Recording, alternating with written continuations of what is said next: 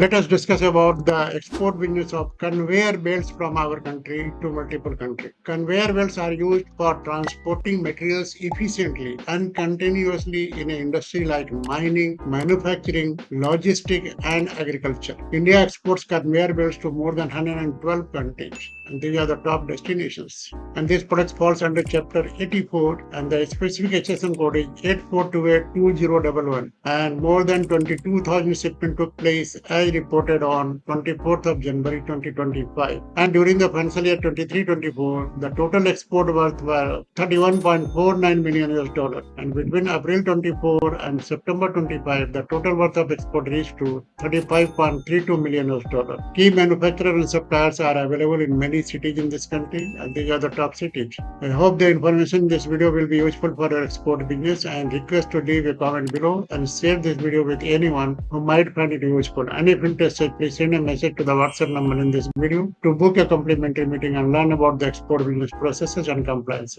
Thanks for watching this video. Wish you very successful export business journey.